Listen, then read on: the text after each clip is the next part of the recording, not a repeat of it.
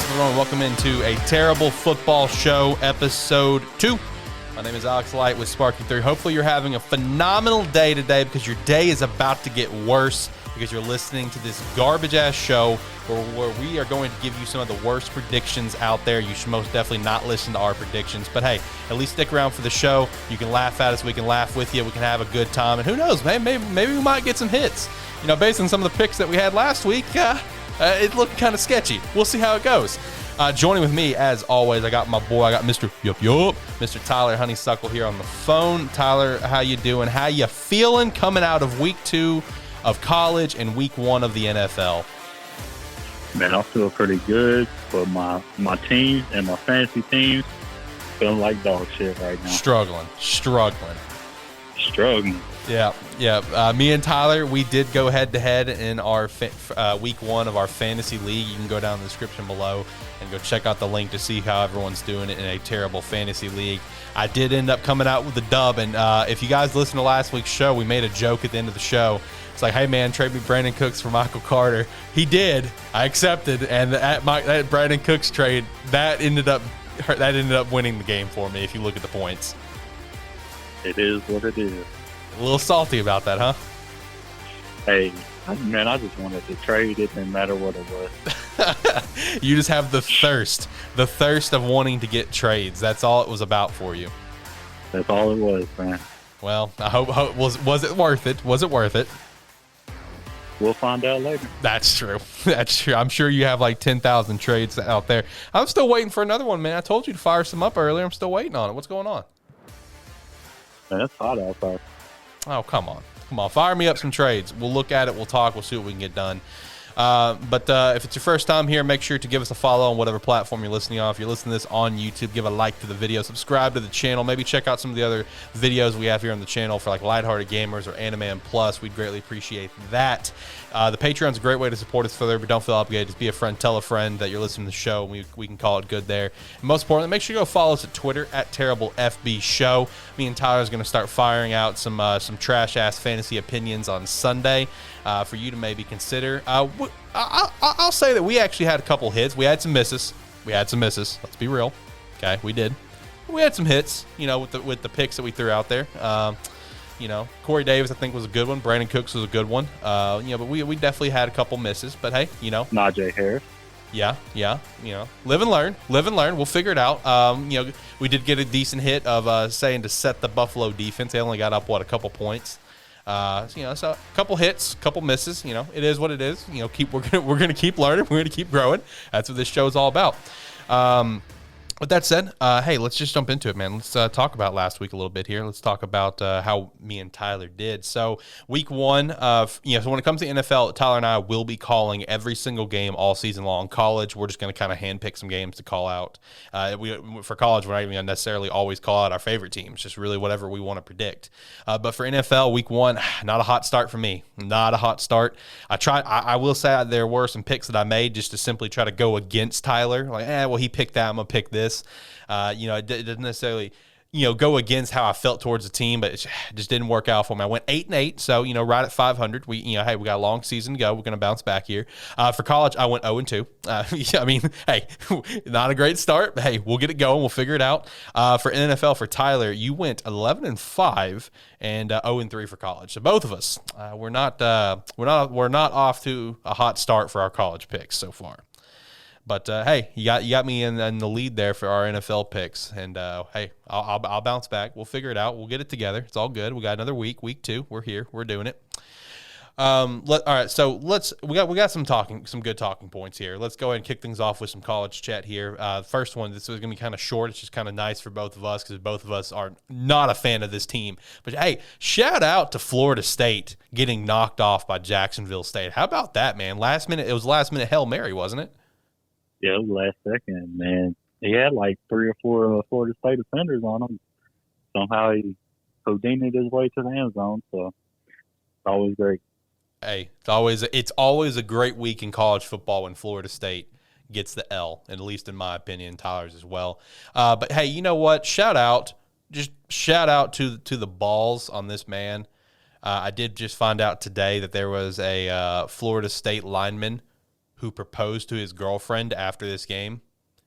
Shout out to you, man, for those level of balls, because now you're just going to carry it with you for the rest of your life. That, oh yeah, we proposed, after a Jacksonville State game where we lost last second, at a last second Hail Mary. Shout out to you, man. That's, in complete honesty, shout out to them. Hopefully they have an absolutely wonderful marriage or whatever. But you might want to reconsider where you want to propose to someone. I'm just saying.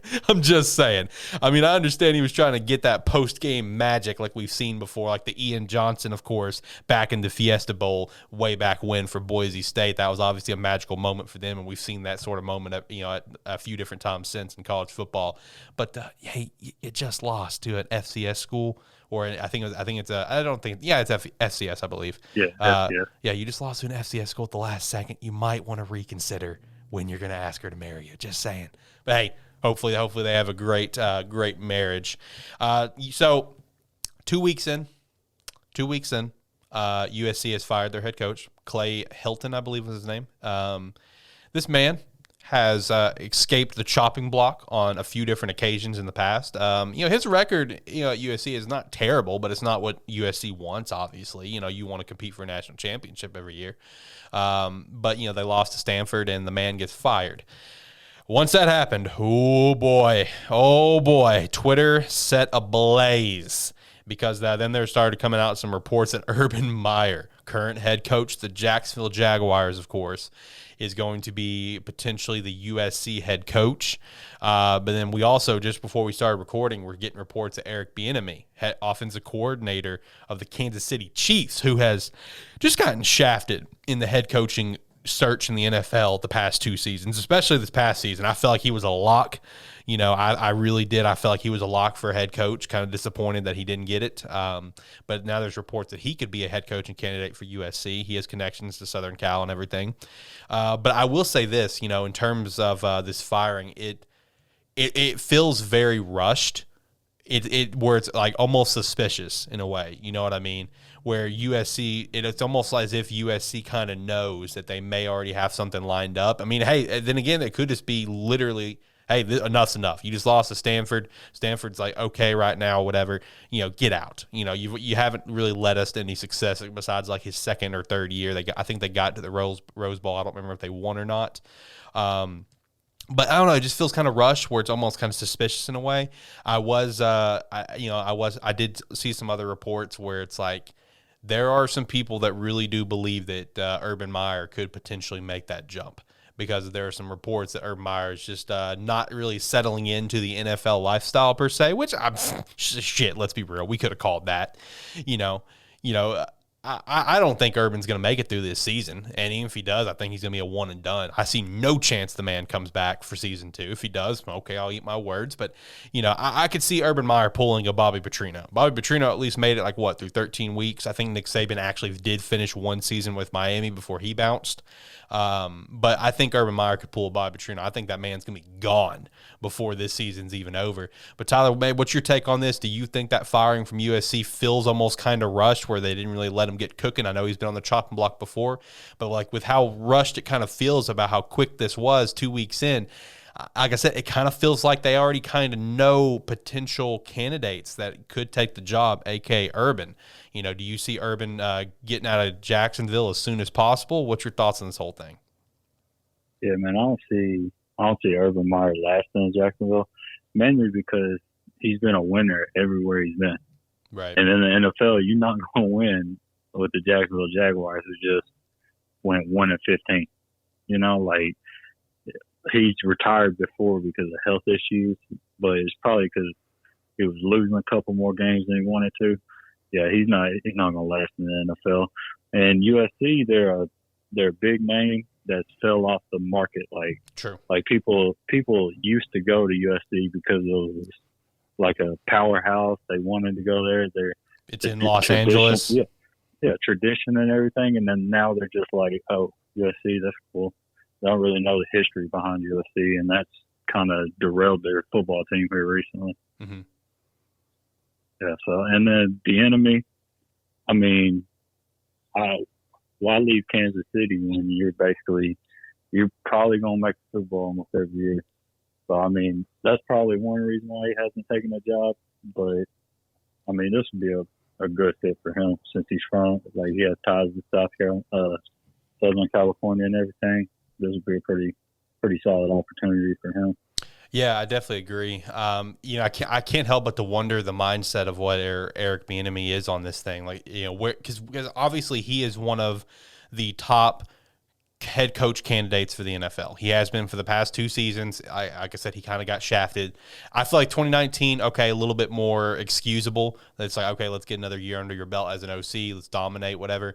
But coming in, after 2020, coming into 2021, I do genuinely feel like he got shafted. I really do.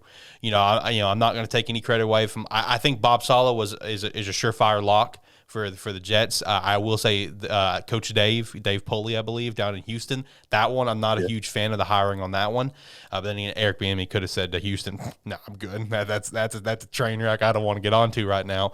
But I do think coming into next season, Eric Bieniemy, if he is going to be a hot coaching candidate, probably the number one candidate for the NFL for a new head coaching gig. So it's kind of like where's his priorities lie in a situation? Does he want to dominate in the NFL or does he want to dominate in college? I feel like if he makes a step down to from the pros as an OC down to USC head coach, I feel like that is a great opportunity for him to really be the man. You know what I mean? He's going to be able to be the man and help rebuild this school, this program, like you're saying, where it's like it's really lost its luster, because it has. Honestly, the whole Pac-12 has lost its luster. Well, I say that, but obviously Oregon kind of proved us both wrong this past weekend. But for the most part, let's be real. The Pac-12 has really lost its luster over the past few years. I mean, it's just like Pac-12, okay, well, whatever, kind of do your thing. No one really cares about you kind of situation anymore. And I think a big hit because of that is because of USC, where USC is no longer the dog over there. So Eric Bieniemy going there potentially would be interesting. I honestly I don't know why. I'm going to put my guts telling me to say Urban. I really do. I don't think Urban's going to last through this year. Because he, like you said, he's not used to losing. He's lost like what, 6-7 games in the X amount of years that he coached at Ohio State. And is he going to be able to fathom in his head that he's going to lose that much in one season? And and fathom that he could lose that much in one season and can potentially make the playoffs if he only lost like 6 games. I don't know if he's going to be able to necessarily fathom that. You know what I mean? All the losing that he's going to have, especially with the franchise that he's in currently. I just don't think Urban's going to make it. And I have been seeing some people say really keep an eye on this situation, because I do think there's a legitimate chance that Urban could potentially go to USC. So I don't know. It'll be interesting to see how it plays out, man. But like I said, I'm putting money on it. Urban will not finish this season for Jacksonville. And if he does, he's out. He's not coming back for a year or two. So hopefully it gets squared away in Jacksonville. That is one of my squads that I do support. I was never a fan of the Urban hire. I don't think he's going to be a good NFL head coach. It's that simple. I think the way he coaches, the way he manages is better for a college game.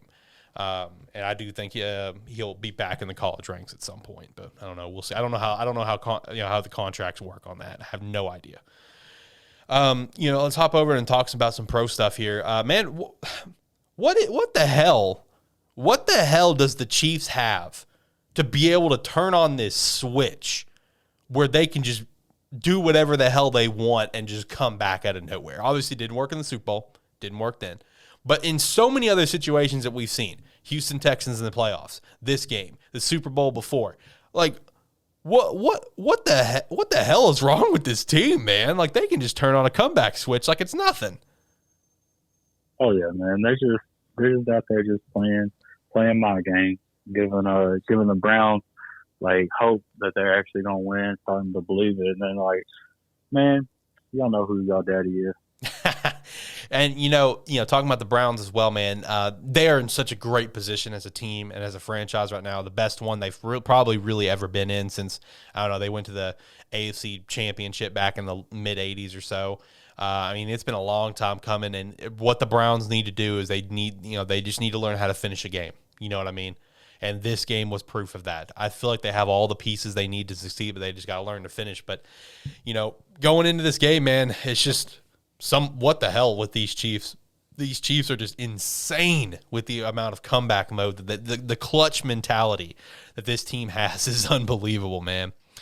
And then also the Lions. How about that, dude? The Niners were beating the crap out of the Lions for the majority of that game. And, Dan Campbell's team, decided, all right, let's go ahead and chew off some kneecaps now, and just kind of brought it back. They didn't end up winning. The Niners managed to hold on. But, man, what the hell? Dude, what did you think about the Lions with what you saw out of them in that second half? Like, if they can kind of ring that in and play like that for the full 60 minutes, I feel like this Lions team could be dangerous.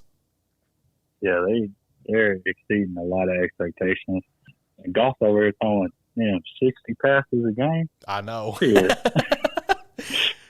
It's funny, 60 passes a game, and yet DeAndre Swift was still getting his touches. Got to. And he's getting the receptions too. Yeah, 8 of them. Right, so, right. I mean, hey, they're just out there slinging the ball. Yeah, I was watching the end of that game, man. I was on the edge of my seat. I really was. Like, obviously, I'm a Bears fan, but and I know they're an NFC North division rival. I don't have any hate towards the Lions. I mean, how can you, with how bad they always are? I was rooting for them. Like, come on, Lions, you got this, you got this. But even though they did lose, I do feel like that single game did finally put a little bit of hope in the city of Detroit right now for their Lions, where they saw the potential of what Dan Campbell's squad can do. Because let's be honest, that Niners defense, that's a tough ass defense. That's one of the best defenses in the league, man. Especially when they're healthy. They had a lot of injuries last year. That across the board, offense and defense. That's what caused them to be one of the worst teams in the league last year. But man, for the Lions to do what they did, give them props. Absolutely give them props. I mean, what a game. What a game. Let's talk about your Bills, man. What happened? What happened? I mean, your Bills couldn't get it done against the Steelers. I was shocked to see this. Obviously, Bills Mafia is kind of shocked to see this. What happened, man? Because I was, from what I saw, I don't feel like the Bills were the Bills on Sunday. So what's your take on it? Yeah, man, I agree. I don't even know how to even talk about this, because that was just straight embarrassing in the second half.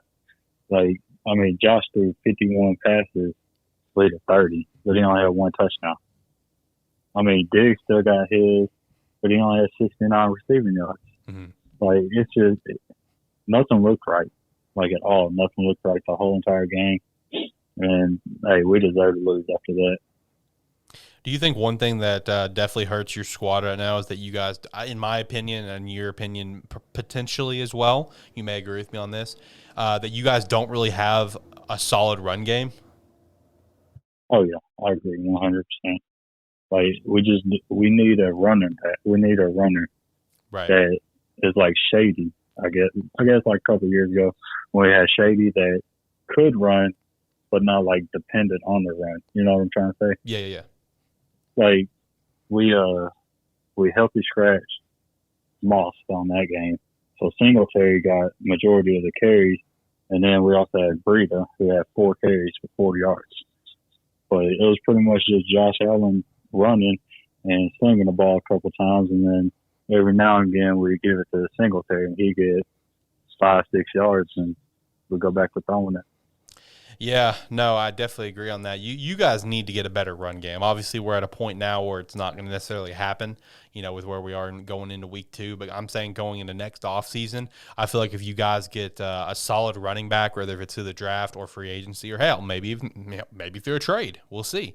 I feel like that's going to really put you guys in a lot better position to make a run at this thing, because you guys really need a better run game to take some pressure off Josh. Throwing 51 passes, like, let's be real. While that's cool, it can light up the scoreboard, whatever. It's flashy. It's fun to watch as a fan. But if you're a fan who really kind of understands the game, or if you're a coach, you don't want your quarterback throwing 50 passes in a game. You just don't. Let's be real. And we saw that a lot. We saw that a lot this past weekend, didn't we? But that's something I definitely think could put the Bills in a better spot. Now, who else is kind of in a little bit of a rough spot and was, like you said, embarrassing?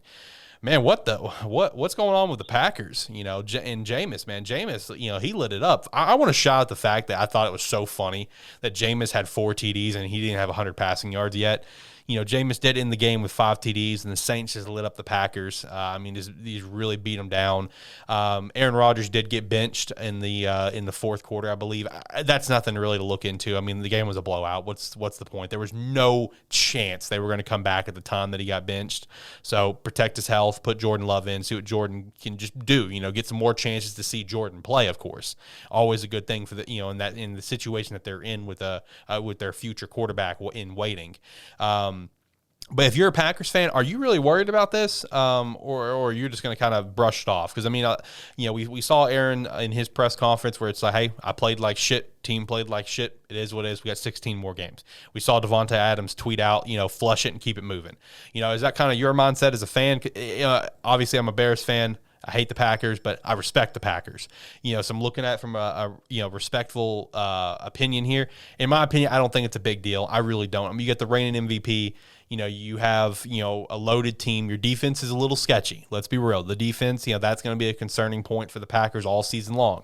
But you're still the Green Bay Packers led by Aaron Rodgers. I don't think there's anything to really worry about for this game. I think they're just going to flush it. I think they're going to come back and they're going to bounce back Monday night against Detroit. But what's your take? If you're a Packers fan, is this something for you to worry about, or when would you start to worry?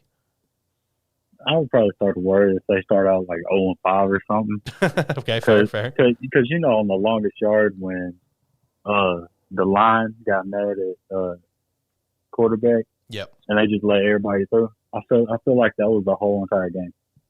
That they was letting them through, and just Aaron Rodgers just sitting back there because he don't give any fucks right now. He's like, what they gonna do? Release me? They're gonna make me happy? Hey, you know what I mean? Yeah. Hey, he's just out there just collecting the check.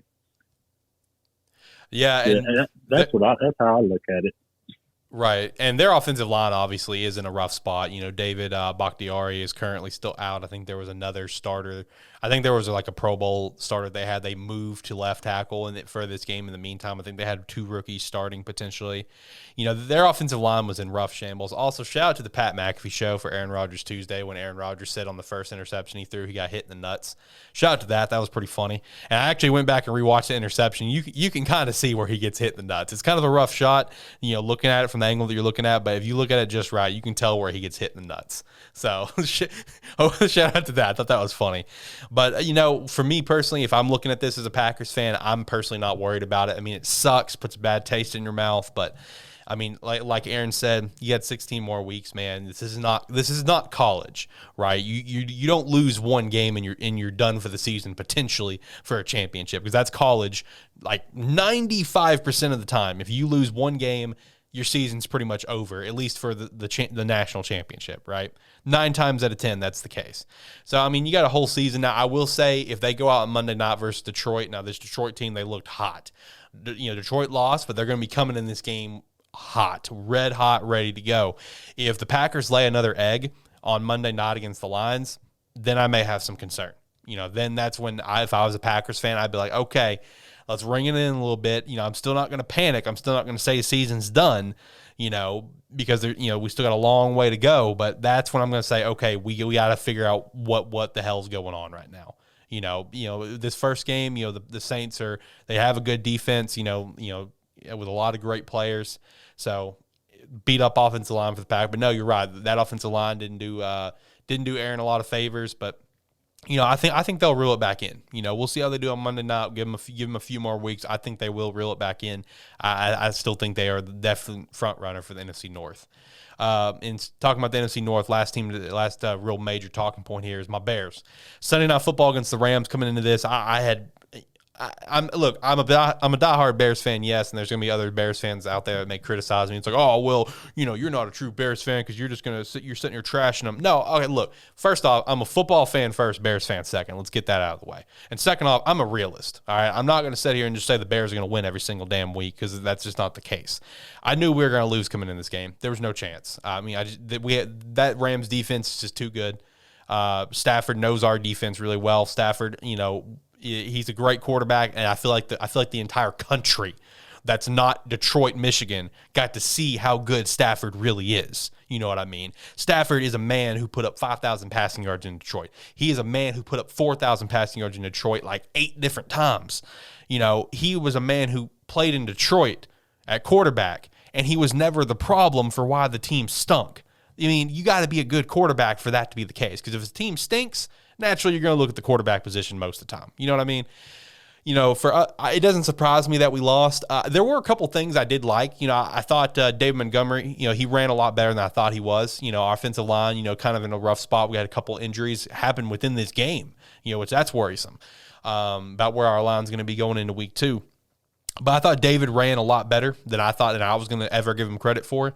You know, we were kind of flirting with the dual quarterback thing, which in my opinion, that is always a red flag. That is always 100% a red flag to me, is if a team is going to be running between 2 quarterbacks, kind of like Miami did last year with Ryan Fitz and Tua. If we're going to run between Justin and Andy, where Andy's going to be doing a lot of passes, Justin comes in for special plays and stuff, okay, cool. You're wanting to get Justin some experience, but that's never a good thing in my opinion. You know, our defense looked like shit. Go ahead and say that up front. Our defense looked like shit. You know, let's talk about the one play that a lot of people are highlighting right now, where it's like, you know, Matt Stafford just torched us with a TD to Cooper Kupp. I mean, what the hell happened on that play? I mean, like, for anyone that does not say that wasn't like blown coverage, because I've seen some people talk about that. I've seen like Dan Orlovsky, who's a great commentator, by the way. I love what he's doing on ESPN. But that was blown coverage. That was not Matt Stafford pulling off the safeties. That was Eddie Jackson and Deshaun Gibson flat out just not being on the same page and getting burnt. All right. And which brings in the talking point, what is going on with Eddie, man? He had one great season. We signed him to a massive deal, and ever since he hasn't been the same guy. And I feel like there's a lot of different contributions that go into that, from like, you know, changing some defensive schemes with, you know, once Vic got the head coaching job in Denver.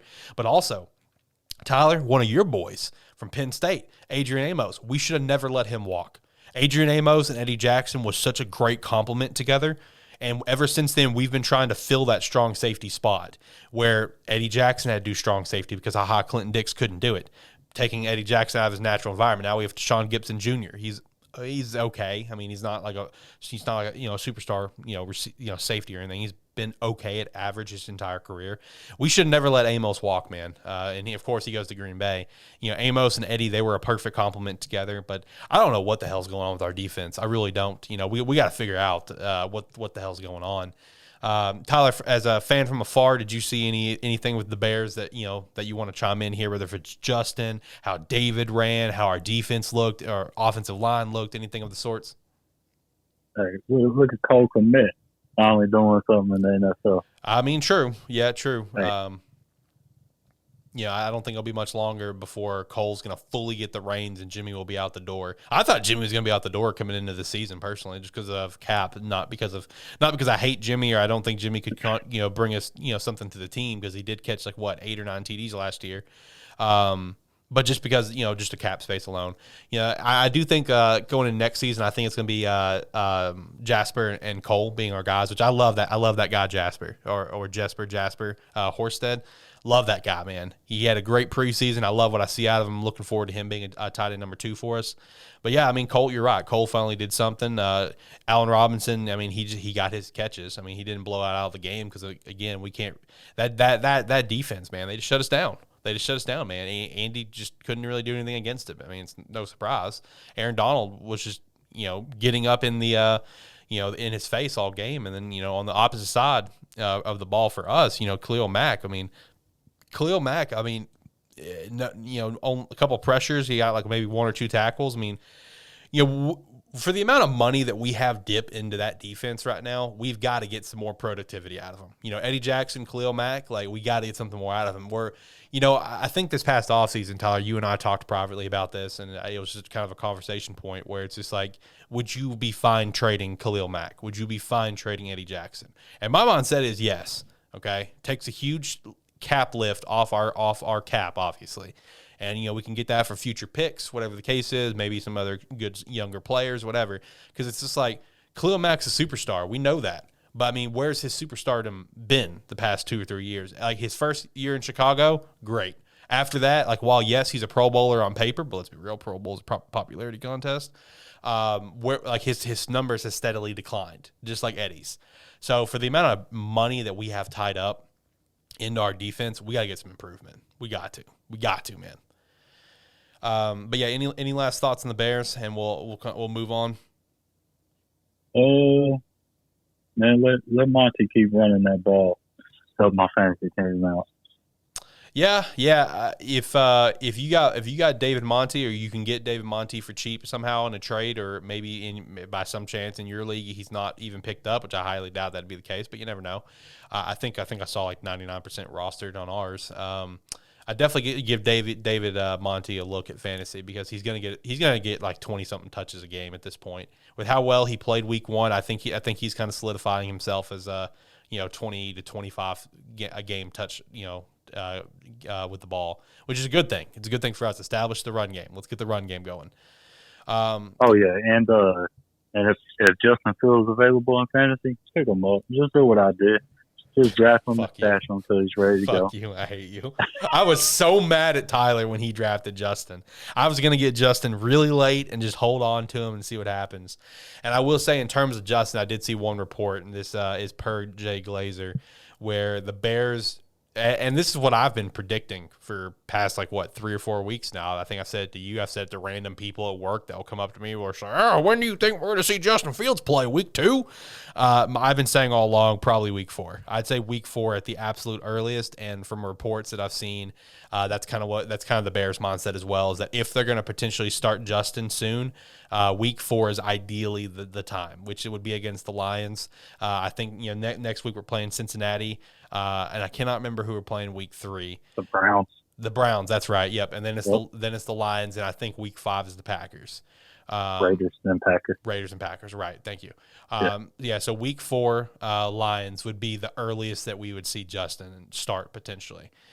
Which you got to think Justin's going to start at some point this year. He's going to. Just at some point, they have to see what the future is going to potentially look like. We got a couple glimpses of flash from him just being a strong rusher. I think he completed 2 passes, but like I said, they didn't really give him the ball that much. So it'll be interesting to see. It will be interesting to see. Let's hop over to some news here, man. First up, Raheem Morstead, man, his season is over due to a knee injury. Now, from what I kind of gathered with this, there was the possibility he was going to be able to come back this season, but they went ahead and pulled the plug on his season so he can come back 100% for next year. That's kind of the way I understood it. So in terms of fantasy, hey, some of those like Trey Samana, I believe is his name, and Eli Mitchell. Those could be some good fantasy pickups for you. But T's and P's to Raheem. Hopefully he can come back better and stronger than ever. Steelers and TJ Watt finally agreed to their extension, 4-year, $112 million extension. And then I thought this one was kind of funny. Marshawn Lattimore agreed to extension. I saw this news literally probably less than an hour after the Saints-Packers game. This broke, and I thought that was kind of funny. But he agreed to a 5-year, $97.6 million extension with the other sort of guarantees and bonuses he could potentially make, where it's upwards to $100 million. It's the most lucrative deal for a DB in NFL history, which, hey, though that gets broken like almost every other deal. You know what I mean? We're going to always hear the terms, that's the most lucrative deal for X position player in history. That's just the norm at this point. But no, shout out to TJ, shout out to Marshawn. Great players in this league currently, and definitely money well deserved. And also, again, once again, T's and P's to Raheem Morstead to hopefully he can get back better and stronger than ever. Last bit of news here. This is I'm talking about some college. This was actually really, really interesting when this popped out. All right, so it was officially voted for UCF, BYU, Cincinnati, and Houston are going to be joining the Big 12. Man, how about that, dude? Big 12 is losing Texas and Oklahoma. Oklahoma State's kind of feeling that one, losing their main rival or whatever. But hey, Iowa and Iowa State make it work, so Oklahoma State and Oklahoma do the same thing. But Big 12, when they lost Texas and Oklahoma, Oklahoma being someone who's been consistently really good for a while. Texas, they've kind of dropped off. They had a couple little moments, but they haven't really been the same team since Colt left. Let's be real. But they've had some time back into the spotlight here sort of recently. But Big 12 losing those two. They lost Nebraska years ago. They lost who else they lose years ago? I know they lost Colorado, but Colorado wasn't a major factor anyway. I'm just going to be completely real on that. But with the teams that they've lost years ago, Big 12, I mean, they're not even 12 anymore. They gained TCU, I believe. But it's, they also gained West Virginia. But it's just like the Big 12 has been kind of like, they're a Power 5 conference, but there's like the low end of the Power 5. You know what I mean? And the Pac-12 has been the same thing. They've been on like the low end of the Power 5, where it's like, it's mostly, Big 12. Big 10, ACC, and SEC, primarily, obviously, SEC. But with these teams coming in, BYU's been a little bit better these past few seasons. Cincinnati's been great. Let's be real. I can't remember the head coach's name. I believe his first name is Luke. He's built a hell of a program led by Desmond Ryder, of course. Desmond Ryder is one of my favorites for the Heisman. So I think Desmond's going to have a really phenomenal senior season. Houston, I don't think Houston's been super great. I mean, they've had moments. They've had some decent players come out. UCF has usually been consistently pretty good, where they've gone undefeated. They've gotten pretty high in ranking stuff. But, UCF now coming over into the Big 12, this is a chance for them to really show if they're going to be good. If they can really stand up to the top competition. As we've seen this before, random shout out here, Hawaii, way back when they had my boy Colt Brennan, rest in peace. They got number 10. They got ranked up to number 10 in the nation, but then they got blown the hell out by Georgia in the Sugar Bowl. It's like 48-7. They couldn't stand up to the real competition. So it's going to be the same thing. Well, Tyler, what's your thoughts on this for the Big 12? Do you think this is overall a great move? I mean, obviously they're getting more teams. That's automatically a better move for them. But the teams they chose, the teams that they agreed upon, do you think any of these teams are going to be major factors? For me, I say UCF and Cincinnati are going to be major factors in the Big 12. BYU, they'll be okay. Houston, I think Houston's going to be towards the bottom of the Big 12. What's your thoughts on this move? Yeah, I agree. And shout out to Terry Mahajan, leaving Arkansas State to go to UCF, and then being able to complete a deal to go to the Big 12. Hey, that's a power move right there. That's putting your dick on the table. That's a big dick move. Hey, I think UCF might be the best one out of the bunch to join the Big 12. Really? Because I personally think it's Cincinnati with what they've built up. But you think, okay, hold on. Let me think about this. Because Cincinnati, man, they've built up a hell of a program over just like the last 4 to 5 years, while UCF's been a little bit longer. They've been consistently pretty well in their lane for probably the past 7 or 8. So, okay, maybe I can agree with you on that. Yeah, and then BYU, that's pretty solid, I guess. That's probably more of like a basketball move, in my opinion, than football, because they're already a decent basketball, because Jimmer back in the day, he basically put BYU on the map, and they've been pretty decent here recently. But yeah, this just isn't a football move. Like I see it affecting other sports. True. But yeah, UCF for football, Cincinnati for football. Houston, man, they needed to be with the other Texas teams. Yeah, that was just like, hey, man, just get your ass over here, I guess. Yeah, that's just one of them where you just hold your hand out and just hope that they're like, all right, then just come on with us. Hey, I mean, it could really benefit Houston, because think about it. That's going to help with recruiting. You go to Houston now, Houston Cougars can possibly build up a hell of a program, and you're going to be part of a Power 5 conference. I will say in BYU, you're right. It's going to help with basketball as well as other sports, and also with BYU. Even though they're not like a national championship contender every year or anything, they are a notable school. They're more notable than in terms of history.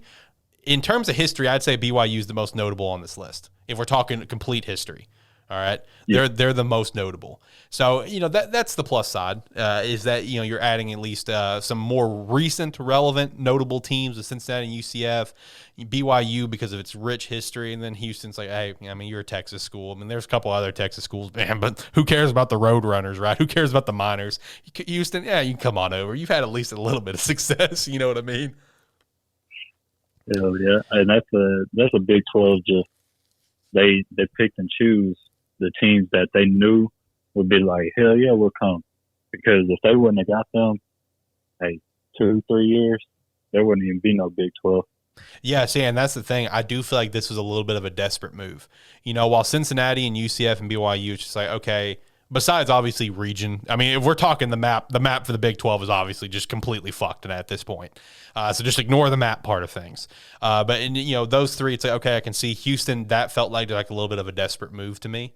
Now, also, honestly, I could just be sleeping on this. I just kind of generally know, looking from the outside in, that Houston's not been a good team. I could be completely wrong on that. This is just could be me just being a terrible analyst here. But I do think it was a little bit of a desperate move because you're right. Give it a few more years, man. If they didn't make a move like this, like at the time that they did, since the news for Oklahoma and Texas just popped out, like a month, 2 months ago, then the Big 12, like. Ooh, what were the rest of the teams going to do? West Virginia? Were they going to try to hey, what's up, ACC? Can I come over there? I mean, you got Virginia Tech and Virginia. Can you squeeze me in? What was Iowa State going to do? They were like, hey, what's up, Big Ten? Can I come your way? I mean, I got Iowa in there. Like, hey, what's up? What was going to happen? Oklahoma State, were they going to try to bounce too? What about Baylor? What about TCU? So I mean, you're right. This is them trying to keep their conference alive. And while it will keep the conference alive, I mean, at this point, I don't consider Big 12 a power conference. I mean, I know it is. I know it's a Power 5. I know. But at this point in time, I don't think it is. I really don't. I think Big 12 just stinks, in my opinion, besides Oklahoma. Oh, yeah. And, I mean, like basketball, they're Power 5. I mean, yeah, true. Yeah. I mean, but, one sport don't make a conference. No, and you're right. You're right. That's a consistent, friendly reminder. Since this is a terrible football show, my mindset is on football. But no, I mean, you're right, because this recent NCAA champion was Baylor, right? For basketball. Yep. Yeah, I mean, you're right. I mean, they've obviously got some good teams in other sports. In other sports, they're a Power 5, but in football, they got to get it together, and maybe this will help them. We'll see.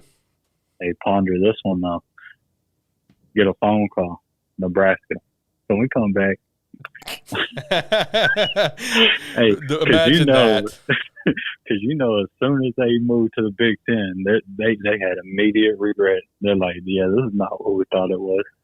Yeah, true. They have not been relevant since.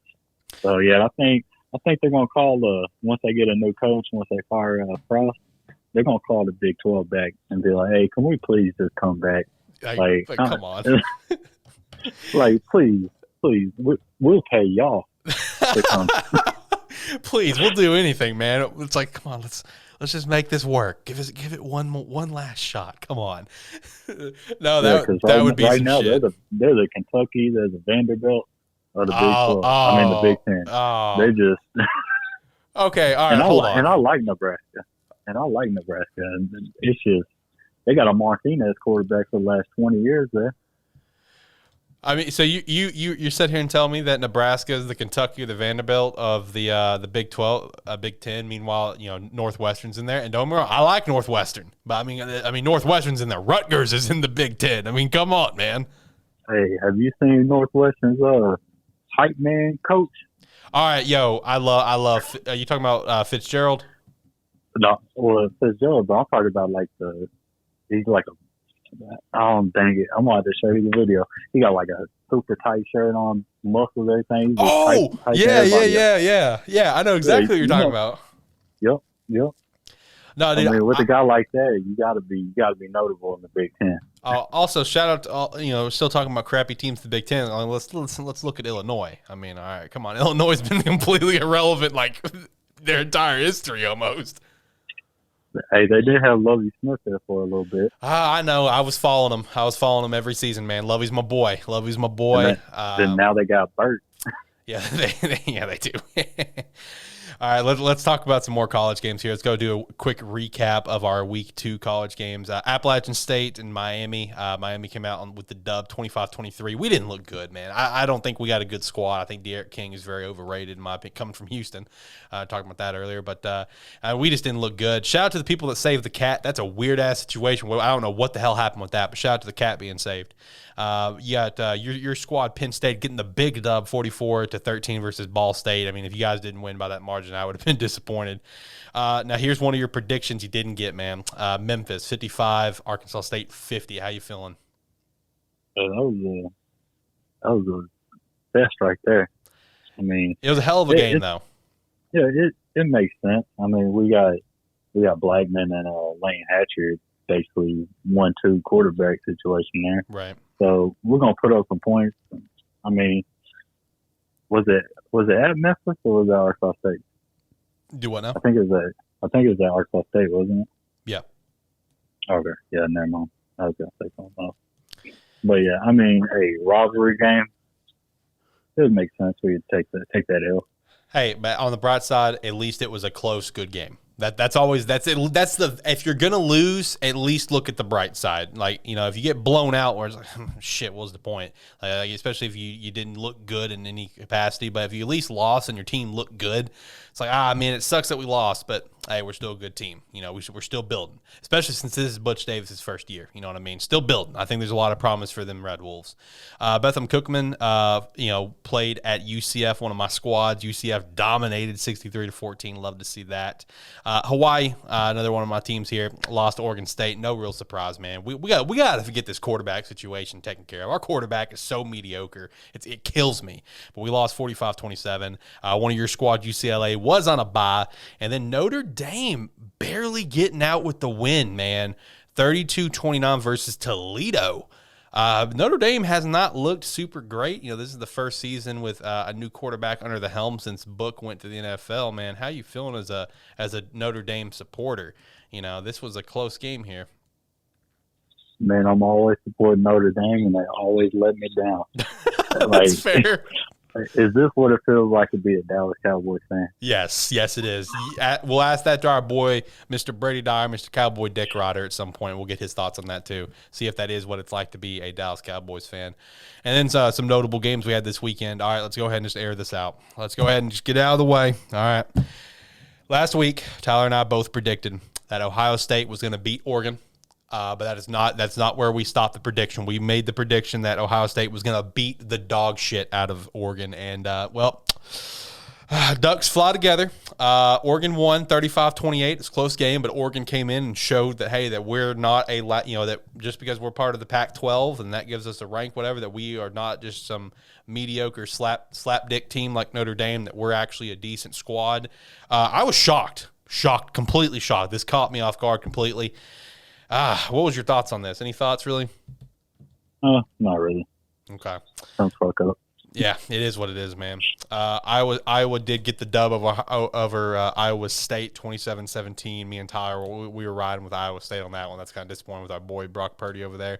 And then Texas, man. Texas takes the L to Arkansas, 40-21. You know, I am not an Arkansas fan. I personally, I'll go ahead and say it on this show, I hate the Razorbacks. I hope they lose. I'm not a fan. But at the same time, it's like I did enjoy to see them get the win here because obviously they were the underdog, because it brings some life to a rivalry that I completely respect. You know what I mean? Like, this is a long dead rivalry because they just don't really play each other that often. They're going to play each other a lot more now coming to that, with Texas coming to SEC. But it was cool to see this dub because it's like I'm all about good college football rivalries. Like there's some good NFL rivalries, right, that we get to watch year to year. You know, whether if it's players or teams or whatever. I mean, when Ed Reed and Ray Lewis was playing, man, must watch TV was Steelers Ravens. Both times that was must watch. Now, I mean, it's still a must watch, but not like it was. But college football, man, there's a different vibe to rival games in college football. So, anytime we can see a rival game like Arkansas, Texas kind of get revitalized a little bit, I think that's a good thing. And I'm curious also to see if we're going to get to see a rival kind of get revitalized with Arkansas, Oklahoma as well, because they were rivals at one point in time many, many moons ago. But Fayetteville was popping after this game. Arkansas is ranked for the first time, I think, since 2019 or 2016 or something like that. Yeah, it was Bolima's last year, I think, or something like that. Okay. Hey, Hunter, you're a chick, though. Have you seen the video of him talking to the cop? Of Hunter? Yeah. No, I haven't seen that. Like, before the game was over? No. He said, just let him through. He's like, take the goalposts down, make sure they don't carry them up to the street. He's like, just let them through. We need this. And that is, I give him so much respect for that, because they just got fined $100,000, and he's like, you know what? I'll just say it. I don't even care. He's like, let them have fun. Let them rush the field. I don't care what they do. He's like, just protect the coaches, protect Texas, but just let everybody down. And I'm not gonna lie, dude. I got goosebumps whenever that happens. I mean, I can get that, dude. You know, and I'm with you. Mad respect, because at the end of the day, Arkansas has been a laughing stock. You know, Arkansas has been a laughing stock to the point where I know for a very little brief minute there was even talks of Arkansas going to the Big 12 at one point. You know, that there was some talks just because of how irrelevant Arkansas is in the SEC and in a few sports. You know, obviously they're one of the most dominant sports, you know, in one of the most dominant teams in baseball, a great basketball team. But those conversations did pop up. Hey, track and field. Track and field too. Yeah. It's just like, you know, when it comes to football, they're a laughing stock. I mean, they are. You know, so you're right. You know, for Hunter to come out and say, hey, we need this. You know, shout out to him for that. 100%. I'm with you on that. Let's look ahead. Let's look ahead at week 3, what we got coming up for college. For our squads, I got Michigan State coming to Miami. Miami is now 24th. We did lose 2 rankings, even though we won. You know, we didn't win pretty, obviously. There were some other teams that had some good wins, Arkansas being one. They did get ranked, so we did drop a couple spots. You have 22 Auburn coming to Penn State. Penn State now ranked 10th. For some other teams that we do support, UCF is going to Louisville. San Jose State, led by Nick Starkel, is going to Hawaii. Purdue is heading over to Notre Dame, who is now ranked 12th. Arkansas State is going to Washington, and Fresno State is going to UCLA, who's currently ranked 13th. And then a couple notable games that we have going on here for this week. Number 1, Alabama is going to number 11, Florida, and number 19, Arizona State is going to number 23, BYU. Let's talk some college predictions. Tyler, you want to start us off here? What are some predictions you got lined up for this week? What's your thoughts for week 3? Man, I got Penn State beating Auburn. I love Brian Harsin and everything, but man, I just got to keep going with Penn State till they prove me that they're not worthy of picking them every week. Fair enough. And Florida needs to figure out their quarterback situation because they just keep giving it to Emory Jones. But have you seen the stats of this? What's it, Richardson guy? Yeah, the Richardson, yeah. That man is a walking touchdown every single time he touched the ball. Oh, dude, he's electric. Dude, every single time he touches the ball, he damn near produces a touchdown. And then not giving him a start for some reason. So I'm gonna take Alabama on that one. Like, how can you not? You know. Yeah, and then Arkansas State going to Washington. I want to pick Arkansas State. But then I seen them get beat by Memphis, and Washington is gonna blow the hell out the wall. They're gonna beat us by at least 31. Okay, by 31. Mark it now. It's probably gonna be 51-20. That's my guess. Mark it now. Okay, 51-20. Let me write it down. 51-20. All right. Force a trade in fantasy, and if that's the score, I get one forced trade. And it's going to be with the guy that always rejects me. I'm getting Waller this week, baby. I don't think you're getting. You got to keep in mind that. You got to keep in mind Nate is a Raiders fan, man. You ain't getting Waller from him. I can send my whole damn team, and you still won't get it. All right. Well, some predictions for me. I got a couple spicy ones. So first up, once again, like I said earlier about the Bears, I am a football fan first, and then insert team name here second because I am a realist at the end of the day. I'm actually going to go against my squad, man. I'm going to say Michigan State's going to beat Miami. Obviously, I hope that's not the case. I want Miami to win, but I just don't think that we look super great as a squad. Our defense, you know, we lost some key defensive players in the draft, you know, with Greg and Jalen, for example.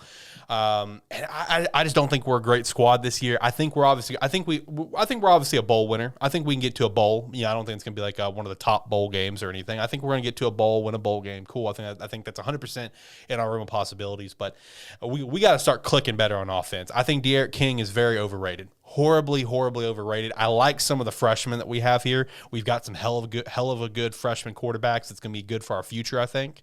But I just don't think we're a good team. I like what I'm seeing out of Michigan State right now. I think Michigan State is going to get the dub on us. I'm doubling down with you. Alabama's going to beat Florida. And then here's a little bit of a spicy one for you, man. I'm going to say Purdue is going to beat Notre Dame. It's going to be a close game, but I think Purdue's going to get the job done. Notre Dame doesn't look super great. Like you said, it's like being a Cowboys fan. They always let you down. And I think right now, I know Purdue has not played any top-tier competition. They just blew out UConn, of all teams, who stinks. Will probably drop down to FCS level at some point. I know they have not played top competition yet, but I think Purdue looks really good right now. I like what I'm seeing out of the quarterback. Notre Dame, I don't have the same feelings for. So I'm going to yeet it out there into the universe. Let's see if I'm right. Let's see if I'm wrong. If I'm wrong, whatever. It's very clear that I'm not great at calling the college games, but we'll see how it goes. Now let's jump over to the NFL games. Let's do our predictions for the week here. Kick things off with our Thursday night game. Kind of a lackluster game. At least it's a division game. But we got New York Giants going to Washington, who just lost Fitzy for a few weeks. Tyler Heineke will be doing the start instead. Giants, they looked terrible week 1 against the Broncos. Like, there was a couple flashes with, like, Sterling Shepard looked pretty good. But I mean, like, they were all over the field, man. Who do you got for this game? Man, I was gonna pick Washington, but then I remember Fitzmagic's out. Yep. He's back to Fitztragic. Man, I'm gonna say Barkley's gonna pick it. He's gonna pick it up, and they're just gonna hand him the keys, and he's gonna run, and they're gonna get the dubs. I'm going Giants. Okay. I'm going to actually side with you. I'm going to go Giants. I do like Tyler Heineke. I will be honest. I like the Washington defense a lot. I'm a ride with Giants. First thought, best thought. All right, next up, New England, who just lost to the Dolphins in week 1, are going to visit the Zach Wilson-led Jets. So it's going to be a number 2 overall pick versus number 15 overall pick. So this should be kind of interesting. Who you got for this one? I'm gonna take the Patriots because Mac Jones, he's looking a lot older than 22 or whatever. He's looking like Tom Brady 2.0 out there. Nah, dude, 100%. I'm agreeing with you. I'm going to go Patriots as well. Next up, we have Denver at Jacksonville. Denver, while they got the dub, I'm not going to sit here and say they looked super great last week. Jerry Jeudy did get injured. He will be gone for a few weeks. But Jacksonville, man, they didn't look too hot. So what's your thoughts? Man, I'm gonna take Denver. I'm gonna take Denver on this one. Denver. Unfortunately, I gotta keep riding with that. I'm gonna keep riding with you. I'm gonna go Denver as well. I'm not liking what I'm seeing out of Jacksonville right now. I think they're gonna implode here soon. Next up, you got your Buffalo Bills at Miami. I'm assuming you're just going Buffalo. Man, I wanna not pick Buffalo just so I don't get a damn loss on my record.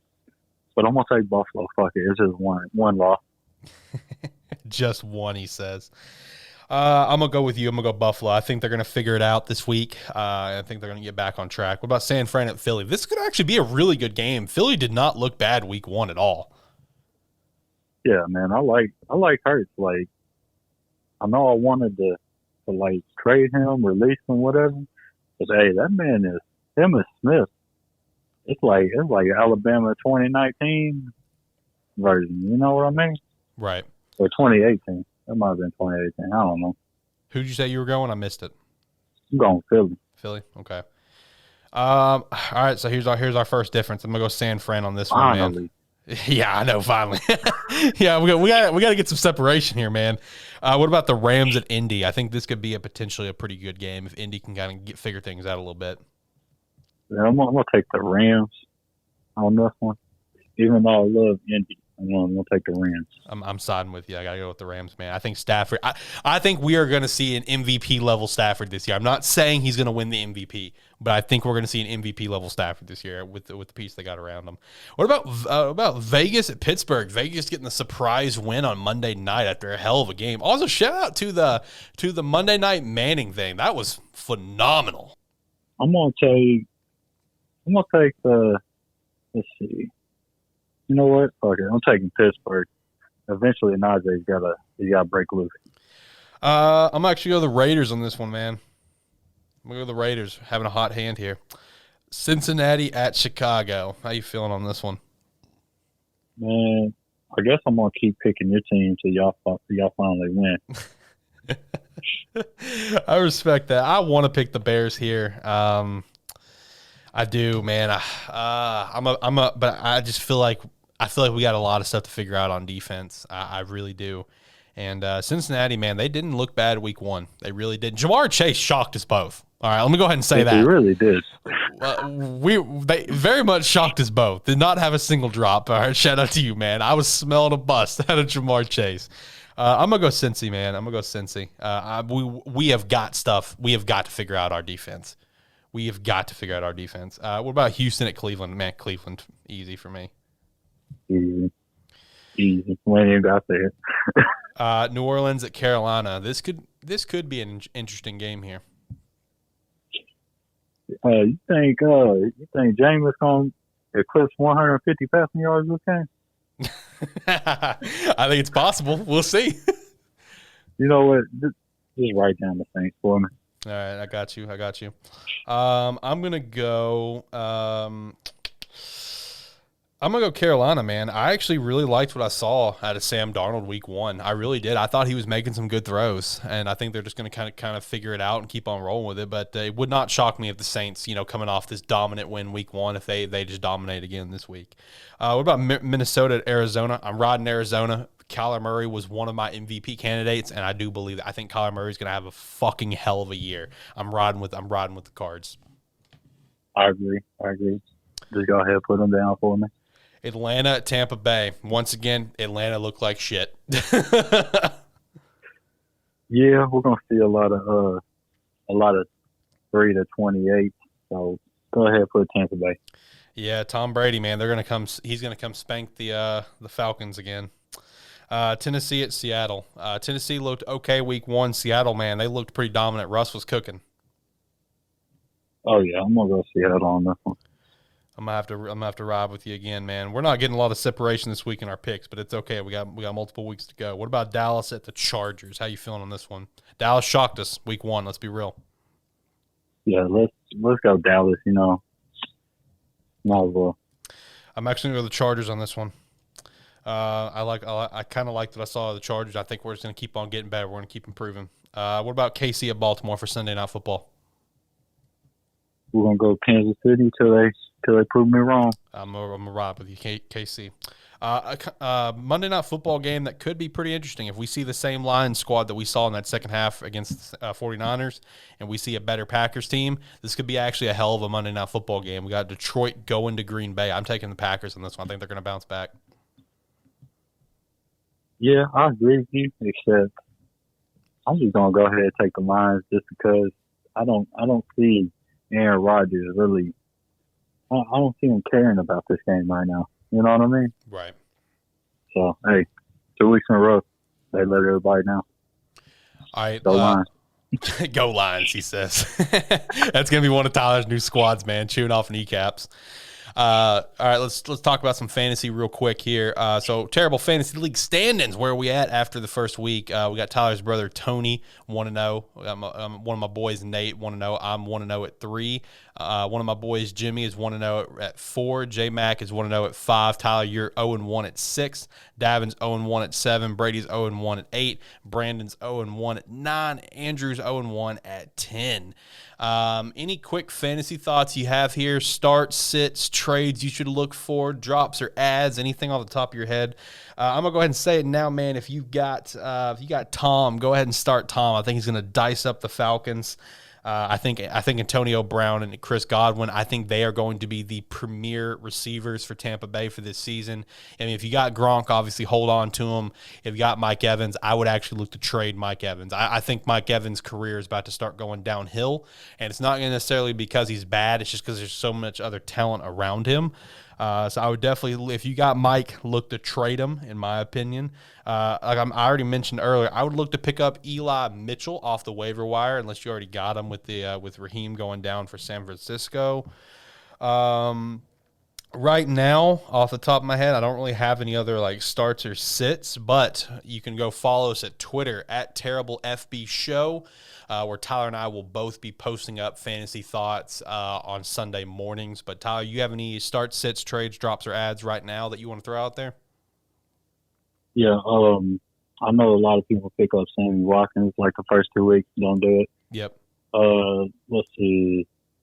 Mark Ingram, if he's available, pick him up. It looks Sure. like he's the lead back, and he ran, 26 pounds? Yep. Hey, pick him up.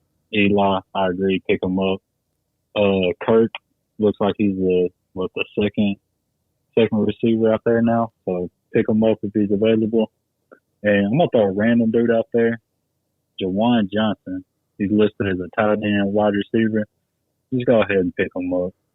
And now there's some guys I would say drop immediately. It would probably be, let's see, man, Ezekiel Elliott. If you have him, just try to trade him for literally anything at this point. Like I don't care if somebody's offering you, let's say like Kenny Galladay, take him because he's looking like straight garbo right now. And then any Dallas receivers, just go ahead and pick them up. Dak's over here looking like he's in high school again, just slinging that ball, looking like Ren Hefley. Yeah, Cooper did put up 44 points week 1. Cooper, who I have on my squad. So, I definitely agree with you. If you got any really Dallas receivers that you can try to trade for, I know Cooper probably will be tough to get traded for, but if you can trade for Lamb or, Gallup, you can pick up. I definitely take a look at those because, you're right. If Zeke, I don't think Zeke's going to be shit all season long. I think Zeke, you're right. If you got him, look to trade him. But I do think that it's going to be a heavy pass game. I mean, Dak threw for over 50 passes, which again, like I said, you don't want to happen. You don't, but it did happen. And I think it's going to happen more this season. I will say some other trades to potentially look at. If you got Aaron Jones, potentially trade him. And I'm not gonna necessarily go against anything I said earlier about not worrying about the Packers. It's just more so. I really think this season you're going to see a lot of split reps between A.J. Dillon and Aaron Jones. So if you have an opportunity to sell Aaron for a decent price, definitely take a look at that. Off the top of my head, that's all I've got at this time. For Rams receivers and Seahawks receivers, those are always tough. Tyler, I messaged you about this because I got DK and obviously Tyler Lockett popped off. Where it's, dude, those receivers are so tough about who you should get because you never know who's going to pop off. You know what I mean? In this term, because I know you have Robert Woods, for example. Well, yep. You're in the same boat as me. You got the opposite guy of the one that popped off. Cooper Kupp popped off with points. Robert Woods did okay. DK did okay. Tyler Lockett popped off. Those are tough. Those are tough to say what you're going to do. But like I said, go follow us at Twitter at TerribleFB Show, and you can get more detailed fantasy thoughts. We'll be putting out starts and sits. Like I said, we had some hits. We did have some hits. We had a couple misses, which that will always happen. Fantasy is such a unpredictable game. It's tough to say who's going to get what, but we did have some decent hits, and I think we'll continue to get some better hits as the season goes along. But I think that's going to do it for the show. I think we've kind of hit everything that we needed to hit for sure. Tyler, do you have any last thoughts before we get out of here, man? Thank you for taking Brandon Cooks off my hands and giving me a law, and still fuck you for that. And go Bill.